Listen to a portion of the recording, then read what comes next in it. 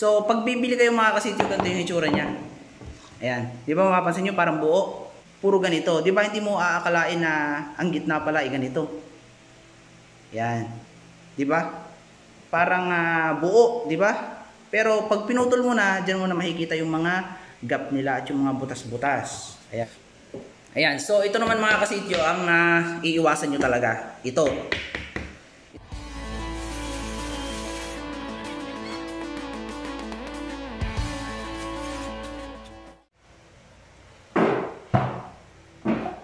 Magandang araw mga kasityo. So for today's video, ipahikita natin o ituturo natin kung ano yung mga board o plyboard na ginagamit natin sa ating mga ginagawang DIY project. So itong video ito mga kasityo ay ginawa ko dahil napakadaming nagtatanong sa akin kung ano daw yung magandang brand ng plywood, kung ano daw yung magandang brand ng plyboard, kung okay ba yung ordinary, kung okay ba yung marine, kung ano namang dapat na gamitin sa ganitong project. So, nung isang araw nga kasi nagpunta ako ng isang hardware. So, merong isang tao na nakakilala sa atin. So, lumapit sa akin at nakipagkwentuhan muna siya. And then, tinanong niya kung ako yung nasa YouTube na gumagawa doon ng mga DIY project. So, sabi ko ako ngayon. And then, nagpakilala siya na subscriber ko daw siya. So, after noon mga kasityo, nagtanong na siya sa akin kung ano yung magandang brand ng plywood kasi naka-experience daw siya mga kasityo ng yung nabili niyang plywood ay puno ng bato at ng simento. Kaya yung kanyang circular ay namurol na yung blade. Anong ginamit niya sa sumunod na kanyang DIY project ay puro burn marks na dito.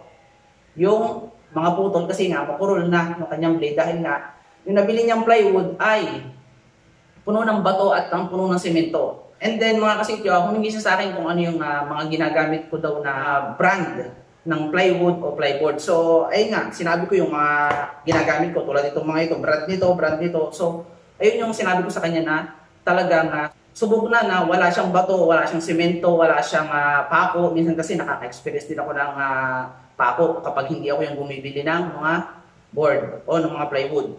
Ayun nga mga kasityo, at ginawa ko itong video ito dahil nga sa mga katulad niya na kumbagang baguhan, hindi alam yung anong dapat bilhin. Kasi nga, kumbaga sayang yung pera mga kasityo kung babayad ka ng, let's say, 800. Dahil tayo nagtitipid, babayad ka ng 800 na meron namang mas mataas ang konti, pero maganda na. Sabihin natin. Kumbaga hindi ka sasakit yung ulo kasi nakaka-frustrate talaga mga kasityo kapag hindi mo magawa yung gusto mong gawin dahil pangit na materialis yung nabili mo. Ayan, so makikita nyo mga kasityo dito sa ating harapan, meron tayong maraming board. Ayan, meron isa, dalawa, tatlo, apat, lima. Ayan, so itong limang ito mga kasityo ay lahat ito ay na-experience ko gamitin. Ayan. Mamaya sabihin ko yung brand, mga plywood na to, o plyboard. Okay. So, maraming nagtatanong sa ating mga kasityo kung ano daw yung ginagamit kong mga board sa aking project. So, sa totoo lang mga kasityo, ito yung dalawang ginagamit ko na brand. Yung dalawang to. Yan. Madalas akong gumamit ng Nebraska plywood. So yung Nebraska plywood mga kasityo, ito yung kanyang sabihin natin na hitsura. Ayan. Yan. Ito yung kanyang likod at ito naman yung kanyang harap. Yan. So ito mga kasityo ay makinis. Makinis siya. Pag mabibili niyo siya, makinis na talaga siya. Yan. Kahit yung kabila, makinis din. At kung mapapansin nyo mga kasityo ay marami siyang ply. Ayan. Ayan. Yan. Marami siyang ply. Ayan. So, maganda kasi wala siyang awang, di ba? Yan. Kaya, isa to sa mga ginagamit ko mga kasityong brand. Kasi, wala akong makikitang awang dito at hindi ako nakaka-experience ng mga bato at mga semento. Okay ito mga kasityo yung brand na Nebraska. At ang kagustuhan ko rito mga kasityo ay sadyang napakatibay niya. Ayan. Sobrang tibay nito mga kasityo at ang ayaw ko naman dito ay medyo may kamahalan at sobrang bigat. Mabigat ito mga kasityo. Ayan. Ito. Ayan. Ito yung Nebraska plywood. So itong sunod kong ginagamit mga kasityo ay itong Richmond na plywood. Yan. So pag hindi ako nakakakita ng Nebraska mga kasityo, gumagamit ako ng Richmond na plywood. Ayan, ito yung kanyang itsura mga kasityo. Ayan. So, ayan yung tabi niya. Ito talaga mismong tabi niya. Pag bibili kayo, ganito na yung itsura niya.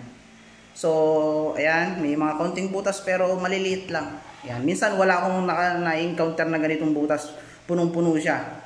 Ayan. So, ayan, kung makikita nyo sa rip cut naman, wala rin siyang butas. So, ayan. Dito sa kabila, wala din. Dito sa pag magko-cross cut kayo, sa kanyo lang makikita yung mga konting butas. Yan. So, ito mga kasityo ay ang kanyang texture ay hindi ganun kakinis compare dito sa Nebraska. Hindi siya ganun kakinis compare sa Nebraska. Ayan. So, ito makikita nyo, yun, may mga crack-crack siya. Yan. So, kung pipinturahan nyo naman, maganda to. Tapos, sa plyboard naman mga kasityo, ayan. So sa plyboard mga kasityo, ang gumagamit din ako ng Richmond ng brand. So ito ay plywood. So dito naman tayo sa plyboard. Ayan. Ayan. Dito tayo sa plyboard. Ito yung mga ginagamit ko lagi. Kung makikita nyo sa mga project natin, ay ito yung ginagamit natin dahil maganda tong gamitin. Hindi siya ganun kabigat. Tapos maganda yung texture niya, makinis. Maganda yung kanyang haspe. Ayan o. Kung babarnisan nyo, maganda talaga. Kasi may haspe na siyang maganda. And then, okay naman siya, plyboard siya, pinagdikit-dikit na mga kahoy, pero okay naman, puno. Sabihin natin, minsan makaka-encounter ka ng ganito, pero madalang, yung ganyan mga butas-butas, karaniwan sa kanya, puno. Yan, parang ganyan palagi. Yan. So, ayan. So, ito yung kadalasan kong ginagamit mga kasityo, itong brand na Richmond na plyboard. So, ang isang piraso nito mga kasityo ay 1,000 pesos, isang board. So ito naman mga kasityo, nakalimutan ko sabihin yung kanyang presyo. Ito ay nagpe-presyo ng 1,300 dito sa amin sa Lucena. At ito naman mga kasityo ay 1,400. So medyo may kamahalan siya mga kasityo. Ayan. Pero hindi naman sasakit yung inyong ulo. Ayan. So yan. Ito naman tayo mga kasityo sa ordinary. Yan. So sa ordinary naman mga kasityo, yan. Ito na, pahitan na natin yung mga butas-butas. Ayan. Yan yung may experience nyo mga kasityo kapag bibili kayo ng ordinary. Yan. Based sa nabili kong ordinary. Hindi ko lang alam kung lahat ng ordinary ay ganito. Ayan. So, ayan mga kasityo, sa kabila ganun din. Yan. So, ayan, makaka-experience kayo mga kasityo ng mga ganitong klase. Ayan. Talagang minsan, walang laman, nabuka. Ayan. So, pag bibili kayo mga kasityo, ganito yung itsura niya. Ayan. Di ba mapapansin nyo, parang buo. Imagine nyo yung isang buong plywood, ganito yung puro tabi. Ayan. Puro ganito. Di ba hindi mo aakalain na ang gitna pala ay ganito. Ayan. Di ba? Parang buo, di ba? Pero pag pinutol mo na, dyan mo na makikita yung mga gap nila at yung mga butas-butas. Ayan. Unlike dito sa mga pinahita ko sa inyo kanina mga kasityo, ito talaga, mga brand na to, ay solid talaga to. Yan, solid talaga to kasi kung ano yung makikita mo sa labas, yun yung makikita mo sa loob. Hindi katulad nito na nakamaskara. Yan. Ito ay yung loob nila ay butas-butas na ganyan. Ayan. So, hindi ko na sabihin yung brand nito kasi ayaw kong manira ng mga brand. Ayan. So, ito naman mga kasityo ang iiwasan nyo talaga. Ito ay minsan ko ding nagamit, kaya kung makikita nyo may pintura na, ito ay pina-repair lang sa akin. So ito yung tinatawag na plyboard China. Ayan. Mga kasityo. Makikita nyo para siyang mga bilog na kahoy lang dyan na sa paligid na kinuha tapos tinistes. Ayan. Makikita nyo mga kasityo. Ayan o. Ito, huwag nyo lang kasi liston to eh. Liston ito. So ito na lang yung natira sa akin. Ayan, kaya ito lang yung pwede kong maipakita. Ayan, kung makikita nyo mga kasityo, yan. Mag-iingat kayo sa ganitong mga plyboard. Kasi ito ay nakakainis gamitin. Kasi minsan mag-screw ka dito, kaya mo bunutin yung screw sa kamay mo kasi nga walang tatamaan. Minsan talaga mga kasityo, ang kawang niya ganyan no, bago magkaroon ng ganitong kahoy. Maganda pa nga to eh, kasi dikit-dikit talaga siya. Ayan no, dikit-dikit siyang ganyan no. Naka-experience ako dito, pagkatapos ito, narito na yung susunod. Talagang dalawang ply lang yung nandito, yung cover lang niya para hindi makitang siya kawang-kawang. So, di ba nakakainis gumawa ng project pagka ganun. Hindi mo magagawa yung gusto mo hanggang sa ma-frustrate ka at hindi ka na gumawa. Ninis ka lang. So ayan, hindi ko rin alam yung brand ito pero mag-ingat kayo sa plyboard China. So parang nagre-range lang yata ng 700 to 800 yung presyo nito. Ayan. So nakalimutan ko sabihin yung price nito mga kasityo. Ang price nito mga kasityo ay 800 pesos. Yan. 800 pesos lang ang price nito. Kaya kita mo naman yung gap nila dito sa gap nito. Ito 1,400, 1,300. Hindi sasakit yung ulo mo. Magagawa mo ng ayos yung project mo. Pero dito naman, ayan, makikita mo, 800 pesos, 600 pesos, pero sasakit naman yung ulo mo dyan. Hindi mo magagawa ng ayos yung project mo, gegewang-gewang kasi nga walang tinatamaan yung screw. Ayan. So dito naman, ang kagandahan nito mga ito kasityo ay dito tayo sa liston. Kung makikita nyo mga kasityo, yung liston niya ay halos kapantay na kapantay niya. Kunin natin yung ayan.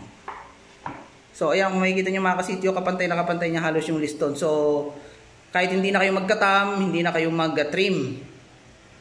O diba? Kapantay na kapantay niya. Dito ganun din. Hindi na ako nahihirapan pag ako nagliliston. Kasi magkakapantay na sila eh. Ginagamit ko, nililiha ko na lang siya ng sanding block. Ayan o, kung mapansin nyo. Pantay na pantay. Liha na lang. Dito ganun din sa Nebraska. Ayan. Ayan o, halos pantay na pantay o. Ayan. So kasi itong mga kasityo ay standard yung kanilang size. Almost 3/4 talaga. Kulang lang ng konting. Ayan. Itong mga to. Pero ito mga kasityo, ayan. Pakikita ko sa inyo ha. Kunwari ito yung nabili nyo. Lalagyan natin ng liston. Ayan. Yung gap. Tingnan natin yung gap. Ayan o. Makikita nyo. So kailangan mo pa dyan ng planer, ng katam, etc. Ayan o. Ayan. Kasi ito mga kasityo talaga. Tingnan mo naman nipis. Ayan o. Tingnan mo naman. Ayan o. Tingnan mo naman ang pagitan. Makikita mo naman ang pagitan kung gaano.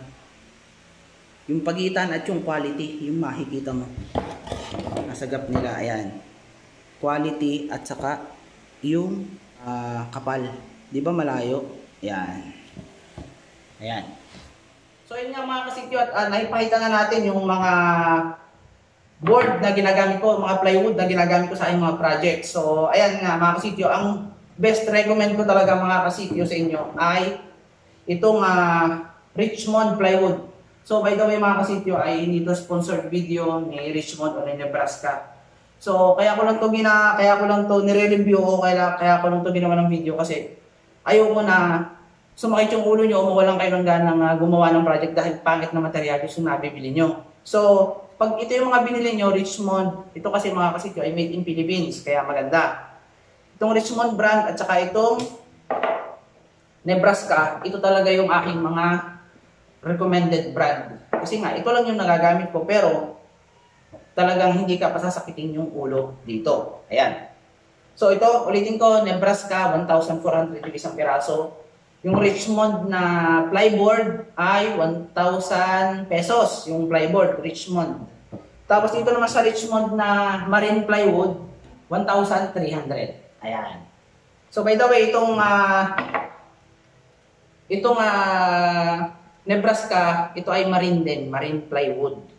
Marine plywood din itong Nebraska. So, kung kayo naman ay nagtitipid mga kasityo, itong ordinary ay 800 pesos. Pero, prepare nyo na yung mga patience nyo pag gumamit kayo ng ganito. Kasi, talagang medyo mahirap siyang gamitin. Kasi, unang-una makipot, pag nagalagay ka ng liston, magtitrim ka pa.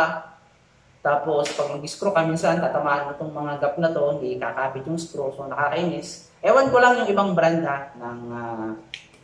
ng ordinary. Siguro naman magaganda kasi ito lang yung nagamit ko, kaya ito lang yung pwede kong sabihin kung maganda o hindi. Ayan. So, I hope mga kasityo ay meron kayong nakuha ang counting idea o counting kalaman dito sa ating ginawang video. So kung nagustuhan mo itong video nito ay huwag kalimutang i-click yung subscribe button at saka yung notification bell para lagi kang updated sa ating mga ina-upload na video. So ganoon lang guys, maraming salamat sa panonood at see you sa ating susunod na video. Ingat. God bless.